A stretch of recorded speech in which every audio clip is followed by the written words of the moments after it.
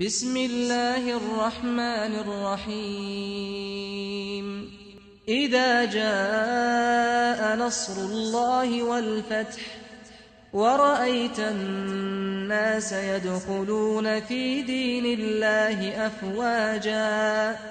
فسبح بحمد ربك واستغفره إنه كان توابا. أعوذ بالله من الشيطان الرجيم. بسم الله الرحمن الرحيم.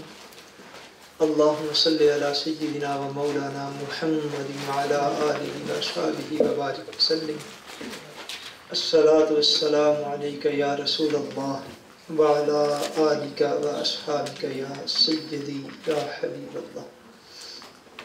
اللہ تبارک و تعالی وحدہ لا شریک کا بے پایاں فضل و کرم اور احسان و انعام ہے کہ جس نے تاجدار کائنات فخر موجودات حضور نبی کریم رؤوف الرحیم صلی اللہ علیہ وآلہ وسلم کے مبارک وسیلہ سے ہم سب کو دولت ایمان عطا فرمائی. اللہ تبارک و تعالی کما حق ہو ہم اس دولت کی قدر کرنے کی توفیق عطا فرمائے. آمین. جس عنوان کو ہم نے شروع کیا ہوا ہے اس کو جاری رکھتے ہوئے آج کی گفتگو میں انشاءاللہ تبارک و تعالی ایمان بالآخرت کے حوالے سے جو ہمارا عقیدہ اور تھرو ہے اس کے حوالے سے انشاءاللہ تعالی آج ہم چند گزارشات جو ہیں وہ پیش کریں گے. ایمان بالآخرت کا یہ مفہوم ہے کہ مسلمان جو ہیں وہ اس بات پر اعتقاد رکھتے ہیں، ہمارا یہ عقیدہ ہے کہ جتنے بھی انسان اس دنیا میں آئے یا آ چکے، آج موجود ہیں یا آئندہ آئیں گے، تمام انسانوں کو مرنے کے بعد ایک دن ایسا آئے گا کہ جس دن میں تمام تر روئے زمین پر آنے والے انسانوں کو زندہ کر دیا جائے گا. اور اس دن جس دن ہمیں اور دیگر تمام انسانوں کو زندہ کیا جائے گا، وہ دن جو ہے وہ حقیقتاً فیصلے کا دن ہے. اور اس دن اللہ تبارک و تعالیٰ اس بات کا فیصلہ فرمائے گا کہ اس کی مخلوق میں سے وہ کون سے لوگ تھے جنہوں نے اس کی اطاعت اور فرما برداری کی، اور وہ کون سے تھے جو نافرمان، فاسق یا کافر تھے. اسی کے ساتھ ملا ہوا اعتقاد ہے کہ جو اللہ تبارک و تعالیٰ پر ایمان رکھتا ہوگا، نیک اعمال لے کر جائے گا، اس کو جنت عطا کی جائے گی، اور جو برے عقائد اور برے اعمال لے کر جائے گا اس کو دوزخ میں ڈال دیا جائے گا.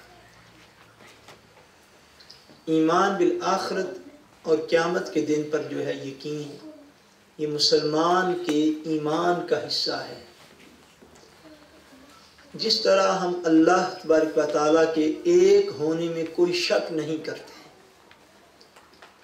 اور جس طرح ہم نبی اکرم صلی اللہ علیہ وسلم کے اللہ تبارک و تعالیٰ کے نبی اور رسول ہونے میں کوئی شک نہیں کرتے، جس طرح ہم ملائکہ پر ایمان لانے میں کوئی شک نہیں کرتے، سابقہ کتابوں اور موجودہ کتاب یعنی قرآن مقدس پر ایمان لانے میں کوئی شک نہیں کرتے، اسی طرح ہمیں اس بات میں بھی 1 یا 0.% بھی ہمیں کوئی اس میں شک نہیں ہے کہ یقیناً وہ دن پلٹ کے آنے والا ہے کہ جس دن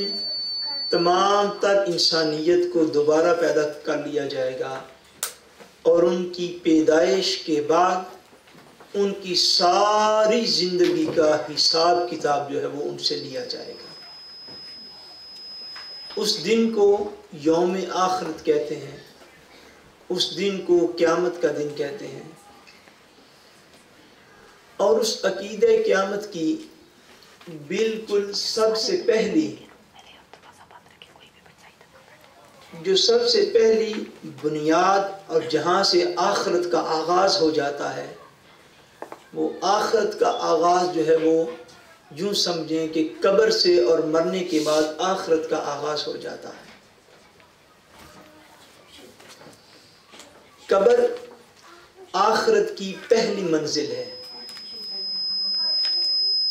اور یہ قبر آخرت کی پہلی منزل ہے، وہاں سے آخرت شروع ہو جاتی ہے۔ سیدنا آدم علیہ السلام سے لے کر آج کے دن تک، اس جولائی 2012 تک جتنے بھی انسان دنیا سے جا چکے وہ قبروں میں ہیں۔ اس قبر کی جو زندگی ہے، اس کے ایک شرعی نام لیا جاتا ہے، اس کو کہتے ہیں عالم برزخ۔ کیا کہتے ہیں بولیے؟ عالم برزخ۔ برزخ ایکچولی پردے کو کہتے ہیں ایک معنی کے اعتبار سے، یعنی یہ عالم جو قبر کا عالم ہے، اس کو عالم برزخ جو ہے وہ کہا جاتا ہے، اور یہ ایک درمیانی عرصہ ہے، درمیانی پیریڈ ہے موت کے بعد اور قیامت سے پہلے، لیکن اس کے صبح و شام اور ہیں، اس کے رولز اینڈ ریگولیشنز ریگولر جو ہیں وہ مختلف ہیں۔ مثلا حضرت آدم علیہ السلام سے لے کر آج تک انسانیت کو اس دنیا پر ہزاروں سال گزر چکے ہیں، ہزاروں سال گزر چکے ہیں، اور ہزارہ سال جو گزرے انسان اس وقت کے ابھی تک جو قبروں میں چلے گئے وہ سٹل عالم برزخ میں ہیں، اور وہ قیامت کے منتظر ہیں، جس طرح کے روئے زمین پر رہنے والے انسان قیامت کے منتظر ہیں۔ جب انسان دنیا سے چلا جاتا ہے تو قبر کے اندر جو ہی انسان کو رکھ دیا جاتا ہے، قبر سے مراد زمین کا گڑھا نہیں ہے، خالی یہ بات یاد رکھ لیں۔ قبر سے مراد انسان کا ایکچولی وہ ٹھکانہ ہے جہاں پر مرنے کے بعد جو ہے انسان جو ہے وہ پہنچ جاتا ہے، وہ اس کی قبر ہے۔ آپ ایک سیکنڈ کے لیے، بس ایک سیکنڈ کے لیے آپ ان کو بشے دے دیں کہ اندر اب کوئی بندہ نہ ہے، جو باہر ہیں وہ باہر ہیں، اندر اب کوئی نہ بندہ ہے، اور ڈور کو بند کر دیں۔ میں یہ عرض کر رہا ہوں کہ قبر جو ہے یہ آخرت کی پہلی منزل، اور مراد اس سے خالی یہ زمین کا گڑھا نہیں ہوتا،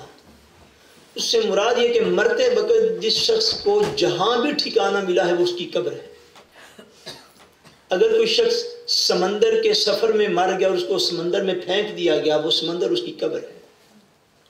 اس کو سمندر کے جانور کھا گئے، مگرمچھ کھا گئے، وہ مگرمچھ کا پیٹ اس کی قبر ہے۔ جنگل میں تھا، اکیلا کہیں مر گیا، جنگل کے جانور درندے شیر کھا گیا، شیر کا پیٹ اس کی قبر ہے۔ ہر وہ آخری ٹھکانہ جو کسی انسان کو ملتا ہے، قبر سے مراد اس کا ہر وہ ٹھکانہ ہے۔ اور عام طور پر جو قبر ہوتی ہے، اس قبر کے اندر اور دیگر جہاں پر بھی انسان رہتا ہے، اس کے کچھ احوال جو ہیں نبی کریم صلی اللہ علیہ وآلہ وسلم نے بیان فرمائے۔ اور ایک حدیث پاک میں حضور صلی اللہ علیہ وسلم نے ارشاد فرمایا ہے کہ جب انسان کو قبر میں رکھ دیا جاتا ہے، سو اس کو قبر میں رکھتے ہی اللہ تبارک و تعالیٰ کے دو فرشتے جو ہیں وہ اس سے سوال جواب کرنے کے لیے آ جاتے ہیں، اور وہ فرشتے نبی دو جہاں صلی اللہ علیہ وسلم نے ارشاد فرمایا کہ انتہائی خوفناک شکل و صورت کے مالک ہوتے ہیں، اور ان کی شکل تک حضور صلی اللہ علیہ وسلم نے واضح فرمائی کہ ان کے لمبے لمبے نوکیلے دانت، بڑے بڑے ان کے دانت ہوتے ہیں، اور فرمایا نیلی آنکھیں رکھتے ہیں، اور فرمایا سر سے لے کر پاؤں تک جیسا بھی ان کا جسم ہے وہ سارا بڑے بڑے بال جو ہیں ان کے جسموں کے اوپر ہوتے ہیں، اور فرمایا وہ انسان کی قبر میں اس طرح داخل ہوتے ہیں کہ انسان دیکھتا ہے کہ دور سے اپنے دانتوں کے ساتھ زمین کو چیرتے ہوئے آتے ہیں، اور آ کر قبر میں اس مردہ کو، اس بندے کو جو قبر میں جا پہنچتا ہے، اس کو سخت لہجے کے ساتھ، کرخت لہجے کے ساتھ ڈانٹ کر، ڈپٹ کر، جھڑک کر اس کو اٹھا دیتے ہیں۔ وہ نرمی، وہ حلاوت، وہ مٹھاس، وہ رنگینیاں دنیا کی ختم ہو جاتی ہیں، اور ان کے کرخت پن اور سخت پن کی وجہ سے بندہ جو اچھا خاصا بھی ہو تو اس کو بھی ایک دفعہ اس کا دل ڈول جاتا ہے۔ فرمایا سختی کے ساتھ ڈانٹتے، جھڑکتے ہوئے اٹھاتے ہیں، پوچھتے مر ربوں کا، بتا آج تو قبر میں آیا ہے، بتا تیرا رب کون ہے، ما دینوں کا، بتا تیرا دین کیا ہے۔ اور اتنا جب ہو جاتا ہے پھر حضور صلی اللہ علیہ وسلم کا جلوہ جو ہے وہ قبر میں زیارت کروائی جاتی ہے، اور پوچھا جاتا ہے ما کنت تقول فی حق ھذا الرجل، حضور کی طرف اشارہ کر کے پوچھا جاتا ہے بتا یہ جو شخصیت مبارکہ تمہیں نظر آ رہی ہے تو دنیا میں ان کے متعلق کیا عقیدہ رکھتا تھا، دنیا میں ان کے متعلق کیا کہتا تھا۔ اگر کوئی شخص تیسرے سوال تک جواب درست دے دے تو حضور فرماتے ہیں پھر اس کی قبر میں جنت کے بستر بچھا دیے جاتے ہیں، پھر نرمی شروع ہوتی ہے، مگر سوالات کرنے تک قبر کے اندر کوئی نرمی نہیں۔ آقا نے فرمایا جب بندہ قبر میں پہنچتا ہے تو قبر اس کو یوں دباتی ہے، یوں دباتی ہے، یوں دباتی ہے، حتیٰ کہ جس طرح انگلیاں ایک دوسرے کے اندر اس طرح چلی جاتی ہیں، اس طرح پسلیاں انسان کی ایک دوسرے کے اندر یوں چلی جاتی ہیں، اس طرح دباتی ہے، اور اتنی شدت سے دباتی ہے۔ اور فرمایا جو مومن متقی پرہیزگار نیک مومن ہوتا ہے اس کو جو دباتی ہے تو اس کا دبانا اس طرح ہوتا ہے گویا جس طرح ماں گود میں لے کر پیار کر رہی ہے، مگر جو اللہ تعالیٰ کا نافرمان ہوتا ہے اور بد عقیدہ ہوتا ہے اور کافر یا مشرک ہوتا ہے اس کو یوں دباتی ہے کہ انسان کی پسلیاں جو ہیں وہ بھی اس طرح ایک دوسرے کے اندر مکس ہو جاتی ہیں۔ بہرحال میں یہ کہنا ہوں کہ قبر جو ہے یہ آخرت کی پہلی منزل ہے، اور جو شخص معاذ اللہ حضور صلی اللہ علیہ وسلم کو قبر میں نہیں پہچانتا پھر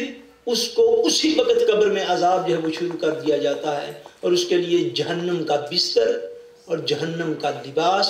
معاذ اللہ جہنم کی طرف سے کھڑکی جو ہے اس کی قبر میں کھول دی جاتی ہے، اور وہ قیامت تک عذاب کو پاتا رہتا ہے۔ اور آقا دو جہاں صلی اللہ علیہ وسلم نے ایک مقام پر یوں بھی فرمایا کہ قبر کے اندر جو عذاب ہوتا ہے اس کو انسان اور جن کے سوا کائنات کی بیشتر مخلوق جو ہے وہ اسے سنتی ہے، صرف انسان اور جن جو ہے وہ اس کو نہیں سنتے، بلکہ یہ ساری مخلوقات جو ہیں اس کو سننے والی ہوتی ہے۔ بہرحال انسان جب قبر میں جا پہنچتا ہے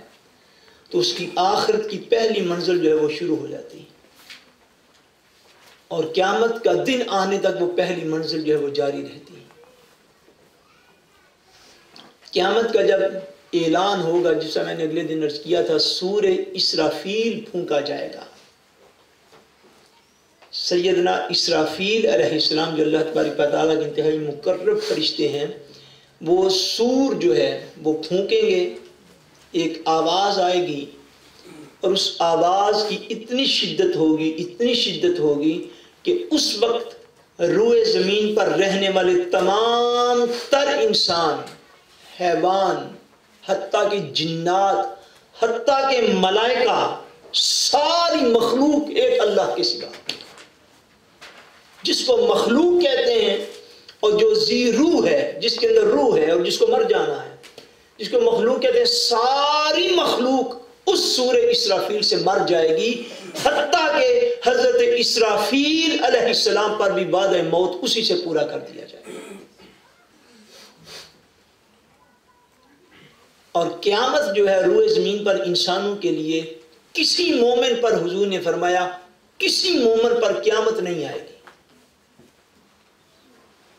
قیامت حضور نے فرمایا صرف نافرمانوں پر قائم کی جائے گی. جب ایگزیکٹلی قیامت کا وہ دن آئے گا اس دن روئے زمین پر کوئی ایک مومن بھی زندہ موجود نہیں ہوگا، بلکہ کفار، مشرکین، فاسق، نافرمان وہ لوگ جو ہیں وہ قیامت والے دن اس روئے زمین پر موجود ہوں گے. اور قیامت سے کئی سال پہلے ابھی قیامت نہیں آئے گی اس روئے زمین پر، کہ کئی سال پہلے اللہ تبارک و تعالیٰ ایک ہوا چلائے گا، ایک ایسی ہوا چلائے گا، وہ ہوا جس مومن کو لگے گی اس مومن کو ہوا کے لگنے سے مومن کی روح جو ہے وہ قبض کر لی جائے گی. مگر یہ واقعہ قیامت سے کئی سال پہلے ہو چکا ہوگا. مگر قیامت جو ہے وہ نافرمانوں پر، کافر اور مشرکوں پر جو ہے وہ قیامت قائم کر دی جائے گی. حتیٰ کہ جب ساری مخلوق موت کا، فنا کا شکار ہو جائے گی اور سارے انسان اور سارے جنات اور سارے ملائکہ اور ساری مخلوقات وہ اس عالم میں فنا کا شکار کر دیے جائیں گے، موت کا شکار کر دیے جائیں گے. اس کے بعد کیا ہوگا؟ حضرت ابو ہریرہ رضی اللہ تعالیٰ عنہ بیان فرماتے ہیں کہ نبی کریم صلی اللہ علیہ وسلم نے فرمایا کہ 2 بار سور پھونکنے کے درمیان 40 کا وقفہ ہوگا. پہلے حضرت اسرافیل علیہ السلام سور پھونکیں گے جس سے قیامت جو ہے وہ آ جائے گی. فرمایا حضور نے اس کے بعد دوسری دفعہ پھر جو ہے وہ سور پھونکا جائے گا، اس میں پھونک ماری جائے گی. حضرت اسرافیل علیہ السلام کو پھر زندگی دی جائے گی، پھر وہی پھونک مارے گی. مگر فرمایا ان دونوں آوازوں کے درمیان 40 کا وقفہ ہوگا. راوی نے عرض کی حضرت ابو ہریرہ سے کیا اس سے مراد 40 دن ہے؟ آپ نے فرمایا حضرت ابو ہریرہ نے کہ میں کچھ نہیں کہتا. پھر اس نے کہا یا حضرت کہ اس سے مراد 40 مہینے ہیں؟ فرمایا میں کچھ نہیں کہہ سکتا. پھر عرض کی حضور کیا اس سے مراد 40 سال ہیں؟ انہوں نے کہا نہیں میں کچھ بھی نہیں کہہ سکتا. مگر 40 کا عدد بیان فرمایا اس حدیث پاک میں. اور عام طور پر علماء کا جو خیال ہے وہ 40 سال کا ہے کہ پہلی آواز اور دوسری آواز میں 40 سال کا وقفہ ہوگا. پھر حضرت اسرافیل علیہ السلام کو زندہ کیا جائے گا. حضرت ابو ہریرہ فرماتے ہیں قال ابی ثم ينزل الله من السماء ماء فينبتون كما ينبت البقل قال وليس من الانسان شيء الا يبلى الا عظما واحدا وهو عجب الذنب ومنه يركب الخلق يوم القيامه. فرمایا کہ جب ساری انسانیت کو مار دیا جائے گا پھر اللہ تبارک و تعالیٰ جب انہیں دوبارہ زندہ کرنا چاہے گا تو اس پروسیس میں ایک پروسیس یہ ہوگا کہ اللہ تبارک و تعالیٰ پھر آسمانوں سے پانی کو نازل فرمائے گا. پانی نازل فرمائے گا تو فرمایا انسان زمین سے اس طرح اٹھیں گے جس طرح کہ سبزہ پیدا ہوتا ہے. آج گریس پیدا ہوتی ہے، بارش ہوتی ہے تو گریس پیدا ہو جاتی ہے. بلکہ حدیث پاک کے جو لفظ ہیں وہ یہ ہیں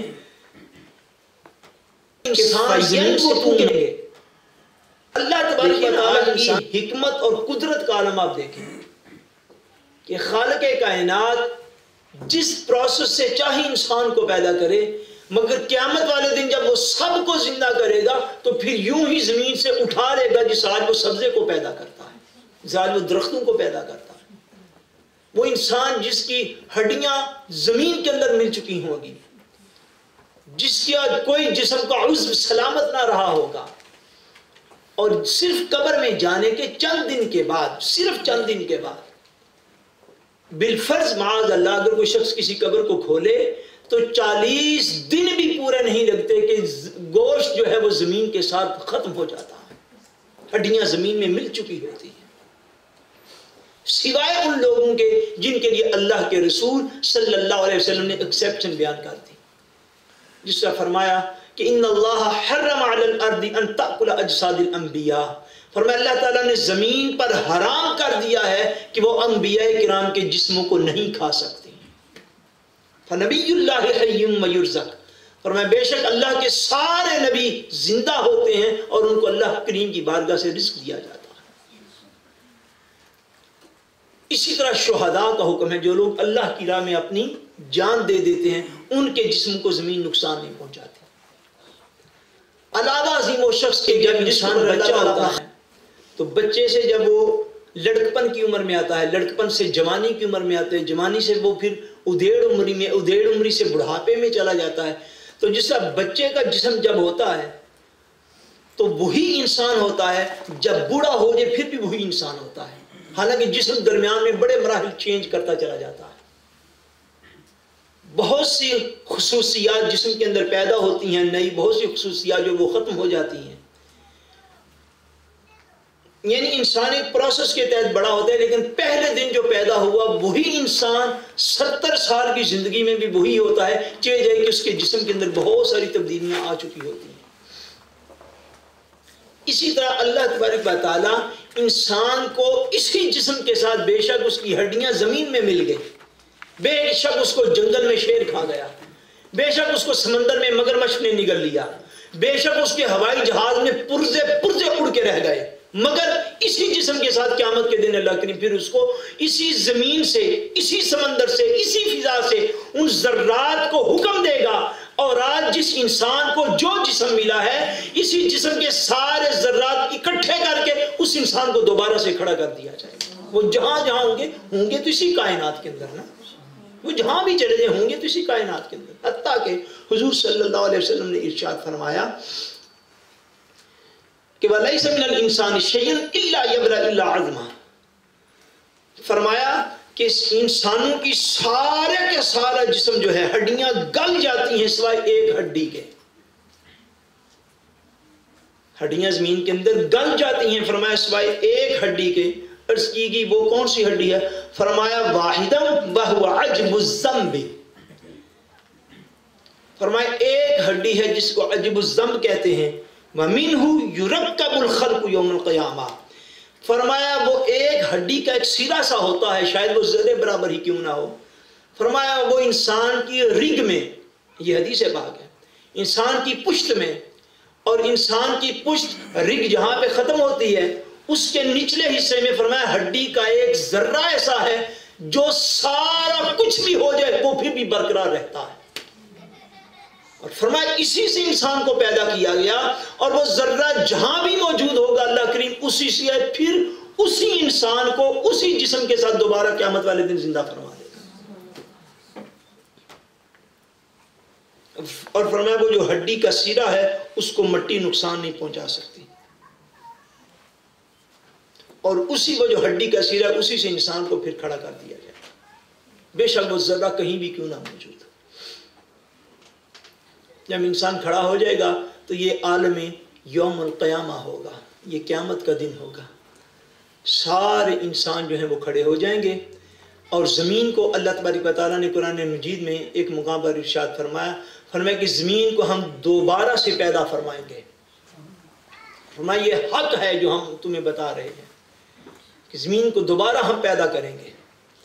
اس کا سارا یہ جو سرکل ابھی نظر آ رہا ہے یہ ایک دفعہ ختم ہو جائے گی، فنا ہو جائے گی، پھر اسے دوبارہ پیدا کیا جائے گا ریسرکولیٹ کر کے. مگر جب دوبارہ زمین پیدا ہوگی تو پھر اس میں پہاڑ نہیں ہوں گے، دوبارہ زمین بالکل فلات شرم کی طرح قیامت والے دن زمین جو ہے وہ کر دی جائے گی. حتیٰ کہ زمین کے ایک حصے پر اگر کوئی ذرہ گرے گا تو دوسرے حصے سے نظر آ جائے گا، بالکل اس طرح فلات شرم کی طرح پھیلا دی جائے گی. اور اس پر یوم محشر اور قیامت کا دن جو ہے وہ قائم کیا جائے گا. اور وہ جو زمین بدل دی جائے گی، اللہ کریم نے فرمایا کہ ہم زمین کو نئی زمین کے ساتھ بدل دیں گے. بعض روایات میں ہے کہ وہ زمین جو ہے وہ تانبے کی ہوگی، کوپر کی. یہ مٹی کی ہے، وہ کوپر کی ہوگی. تانبے کی جو ہے وہ زمین ہوگی، اور جس میں قیامت والے دن جب لوگ اٹھیں گے، یہ اب ساری احادیث پاک ہیں، ان کا چند چند چیزیں جو ہیں وہ میں صرف آپ کو عرض کرنا چاہتا ہوں تاکہ قیامت کے دن کا کچھ نقشہ ہمارے جو ہے وہ سامنے ہو۔ قیامت کے دن فرمایا جب لوگ اٹھیں گے زمین سے تو اٹھ کر سب کو احساس ہوگا اس بات کا، اپنے کامل تشخص آئیڈینٹی کے ساتھ لوگ اٹھیں گے۔ ہر شخص یہ جانتا ہوگا دنیا میں میرا فلاں نام تھا،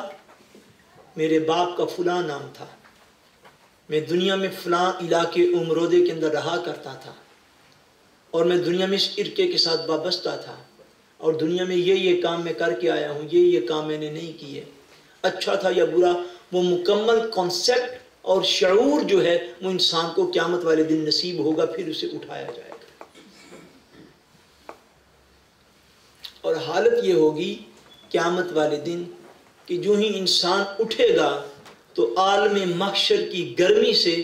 اپنے ہی پسینے میں ڈوبا ہوا ہوگا۔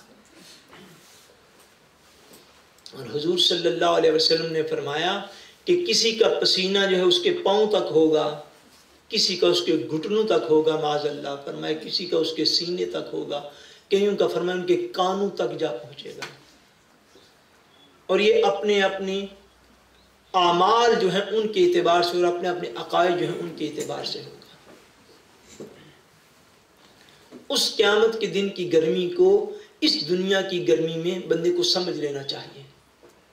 کہ بندے کو تھوڑا سا بھی پسینہ آ جائے تو بندہ اپنی ہی بدبو میں بیٹھ نہیں سکتا، اپنی ہی سمیل میں بندہ تھوڑی دیر بھی بیٹھ نہیں سکتا۔ مگر اس دن جو پسینہ ہوگا ایکچولی وہ اعمال اور عقائد کا ریئیکشن ہوگا۔ جس طرح کا عقیدہ اور عمل ہمارے اس دنیا میں ہوگا اس کے ریئیکٹ کے طور پر اتنا ہی پسینہ اس دن بندے کو ہوگا۔ اور قیامت والے دن جب لوگ اٹھیں گے تو اس اٹھنے میں سورج کی حرارت اور گرمی بعض روایات میں ہے 1 میل تک آئے گا، بعض میں ہے اس سے بھی نیچے آ جائے گا، اور نیچے تانبے کی طرح تپتی ہوئی زمین ہوگی۔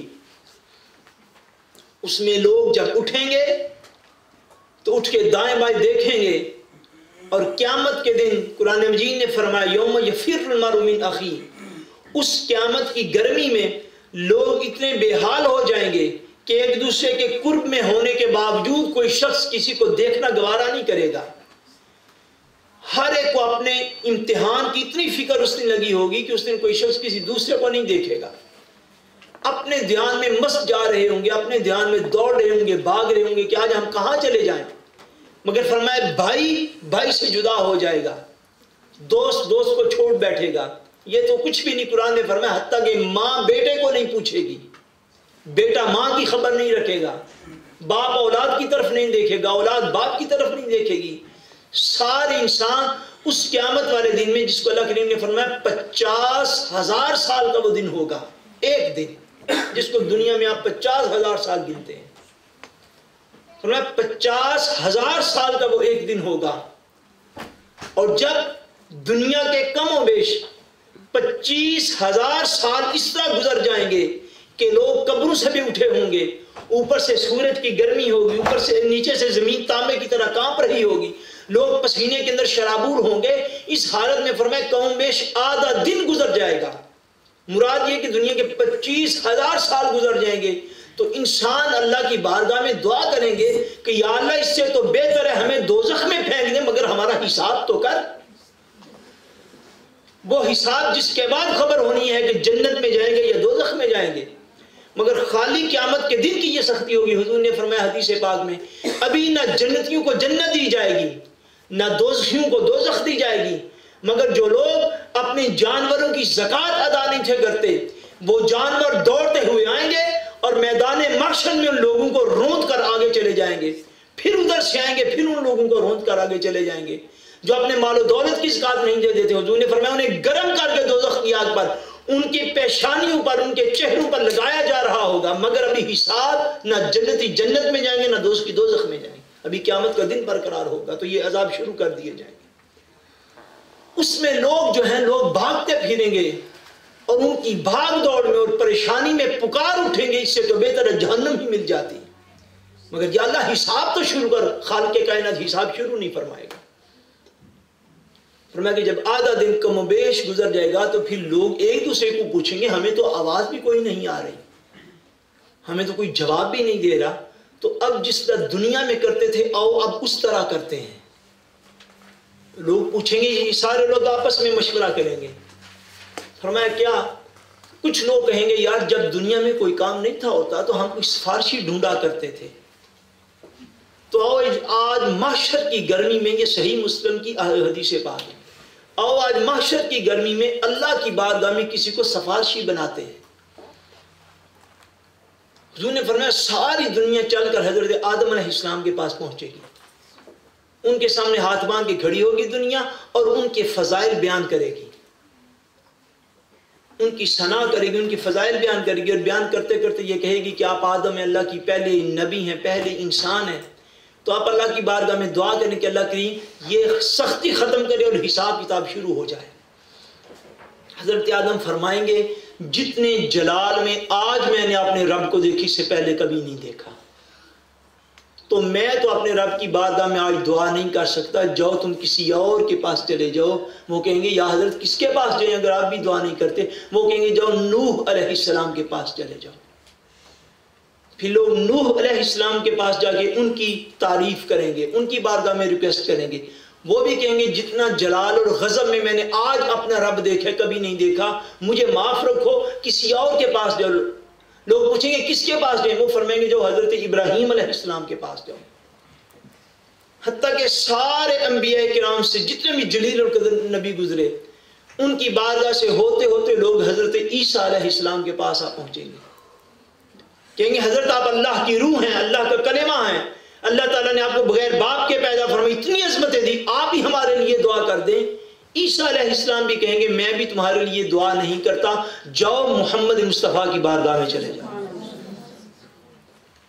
حضور فرماتے ہیں ساری انسانیت سارے انبیاء سے ہوتی ہوتی ہوتی میری بارگاہ میں آ جائے گی, اور آ کر عرض کرے گی آپ اللہ کے آخری رسول ہیں, خاتم النبیین ہیں, اللہ نے آپ کو اپنا حبیب چنا ہے, آپ محبوب خدا ہیں, آپ اللہ کی بارگاہ میں سفارش کر دیں. تاجدار کائنات نے فرمایا کہ وہ لوگ جو ساری روئے زمین سے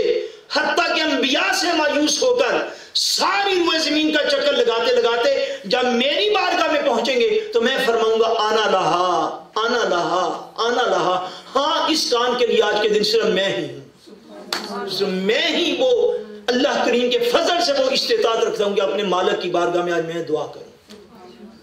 وہ پہلا مقام ہوگا جس کو علماء نے فرمایا وہ مقام محمود ہوگا, پھر ساری کائنات مل کے حضور کی تعریفیں کرنے لگ جائے گی. کیا کافر کیا مومن, کیونکہ حساب کا سب کو ہوگا کہ جلدی تو شروع ہو. اس وقت حضور اللہ کریم کی بارگاہ میں سجدہ فرمائیں گے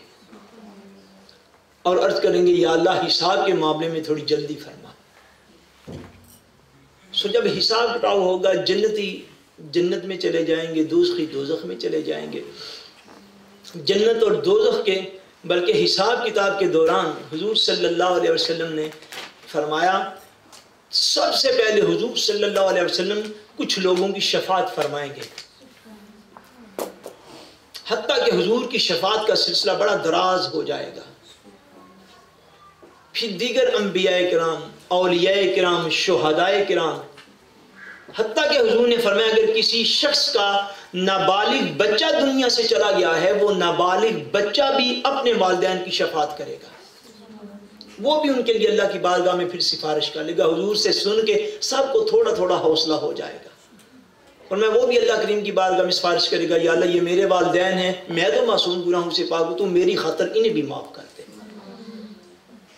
حتیٰ کہ حضور نے فرمایا حدیث پاک میں حضور نے فرمایا علماء حق علماء ربانیین جو ہیں وہ قیامت والے دن شفاعت کریں گے, اور ان کی شفاعت کا یہ عالم ہوگا کہ لوگ دنیا میں جو ان کے عقیدت مند تھے, ان کے ساتھ چلنے والے تھے, وہ ان کی خدمت میں اس دن انہیں اپنی خدمات یاد کرائیں گے, اگر خدمت کی ہوگی تو اس شرط کے ساتھ فرمایا اپنی خدمات یاد کرائیں گے. حدیث پاک میں حضور نے فرمایا حتیٰ کہ لوگ کہیں گے یا حضرت میں نے دنیا میں آپ کو وضو کے لیے پانی دیا تھا, خدا کے لیے آج میری شفاعت کر دے. اتنا سا کام بھی اس دن لوگ یاد کرائیں گے. دیکھیں گے کہ جس کے خدا کے ہاں مراتب ہیں, جو اللہ تبارک و تعالیٰ کے ہاں آج پیار حاصل کر رہا ہے اور دنیا میں اللہ تعالیٰ کے دین کی خدمت کرنے والا تھا, پھر لوگ اپنی اپنی ڈیوٹیاں عرض کریں اسی بنا پر آج میری شفاعت کر دیں۔ حضور فرماتے علماء حق ربانیین کی شفاعت بھی اللہ کی بارگاہ میں قبول کی جائے۔ جنتیوں کو جنت ملے گی، دوزخیوں کو دوزخ ملے گا۔ دوزخ اور جنت کے کچھ ایک دو احوال میں بس عرض کر کے تو بات کو ختم کر دیتا ہوں۔ حضور صلی اللہ علیہ وسلم نے ارشاد فرمایا، آقا نے فرمایا کہ جنت ایسا مقام ہے، جنت ایسا مقام ہے اور اس کے اندر ایسی نعمتیں موجود ہیں، فرمایا کہ نہ کسی آنکھ نے وہ نعمت دیکھی ہے، نہ کسی کان نے ان نعمتوں کا کبھی تذکرہ ہی سنا ہے، اور فرمایا نہ ہی کبھی کسی دل میں ان نعمتوں کا خیال بھی گزرا ہے۔ یعنی ایسی عظیم نعمتیں اللہ کریم نے جنت میں اہل ایمان کے لیے تیار کی ہوئی ہیں کہ ان نعمتوں کے متعلق دنیا میں کوئی انسان سوچ بھی نہیں سکتا کہ اس طرح کی بھی نعمتیں تو وہاں پر موجود ہیں۔ اور وہ جنت کی ساری نعمتیں جو ہیں وہ ساری نعمتیں اہل ایمان کے لیے ہیں اور عمل صالح کرنے والوں کے لیے۔ قرآن مجید نے دو شرائط ہر جگہ پہ اکثر مقامات پہ بیان فرمائی، الا الذین آمنوا وعملوا الصالحات، الا الذین آمنوا وعملوا الصالحات، الا الذین آمنوا، ہر مقام پر کم و بیش فرمایا کہ اللہ کی نعمتیں ایمان والوں کے لیے اور نیک اعمال کرنے والوں کے لیے، ایمان والوں کے لیے اور نیک اعمال کرنے والوں کے لیے، ایمان والوں کے لیے اور نیک اعمال کرنے والوں کے لیے۔ سو جنت کی جو نعمتیں ہیں وہ اتنی زیادہ حتیٰ کہ ایک منظر حضور صلی اللہ علیہ وسلم نے بیان فرمایا، جب جنتی جنت میں ہوں گے تو فرمایا سامنے سے ان کے اگر کوئی پرندہ اڑے گا، پرندہ بھی جنت ہے۔ اب وہ جو ساری جنت کی مثالیں ہیں وہ دنیا کی مثالوں کے ساتھ حضور نے بیان فرمائی، مگر ان کی حقیقت کو اللہ کریم خود بہتر جانتا ہے۔ لیکن چونکہ ہم جن چیزوں کو سمجھ سکتے تھے ان چیزوں کی مثالیں دے کر حضور نے بیان فرمایا۔ فرمایا جنت میں جب پرندہ جو ہے اڑتا ہوا کسی جنتی کے سامنے سے گزرے گا تو جنتی کے دل میں یہ خیال آئے گا کہ شاید اس کا گوشت میں کھاؤں۔ فرمایا جب اتنا خیال آئے گا تو زبان سے کہنے کی ضرورت نہیں پڑے گی، وہ ذات جو سینوں کے راز بہتر جانتی ہے، فرمایا اس کے خیال کرنے سے ہی پرندہ روسٹ ہو کے اس کے سامنے پیش کر دیا جائے گا۔ یہ جنت کی نعمتوں کی کچھ مثالیں دی گئی ہیں تاکہ لوگ اس دنیا میں ان نعمتوں کو سمجھ سکیں۔ یہ مثالیں ہیں تاکہ عام انسان بھی سمجھ جائے۔ حضور نے فرمایا جنت کے اندر جب کوئی جنتی پانی پینا چاہے گا، کیا پانی پینا چاہے گا تو پانی پینے کے لیے بھی کہنا نہیں پڑے گا، حالانکہ ہزارہ خدام ہوں گے۔ فرمایا پانی پینے کے لیے کہنا نہیں پڑے گا، دل میں خیال کرے گا کہ مجھے پانی چاہیے تو پانی کا برتن آٹومیٹکلی طریقے سے خود چل کے اس کے ہاتھ میں آ جائے گا، اور جو پینا چاہے گا اور جتنا پینا چاہے گا حسب ذائقہ اور حسب ضرورت خود بخود اس برتن کے اندر اتنا موجود ہوگا۔ قرآن مجید نے بار بار اللہ کریم نے جنت کی طلب جو ہے مسلمانوں کے دلوں میں پیدا کی ہے، اور دوزخ کا خوف جو ہے وہ مسلمانوں کے دلوں میں پیدا کیا، تاکہ ہم لوگ جنت کی طلب رکھیں اور دوزخ سے ڈریں۔ جنت کیا ہے؟ اللہ تبارک و تعالیٰ کی نعمتوں کا گھر ہے، اور دوزخ کیا ہے؟ اللہ تبارک و تعالیٰ کی اور حضور صلی اللہ علیہ وسلم نے سب سے کم عذاب دیا جائے گا، سب سے کم۔ فرمایا اس کا عذاب یہ ہوگا کہ اس کو آگ کی جوتیاں پہنا دی جائیں گی۔ فرمایا یہ سب سے کم عذاب والا دوزخی ہوگا کہ اس کو آگ کے شوز جو ہیں وہ پہنا دیے جائیں گے،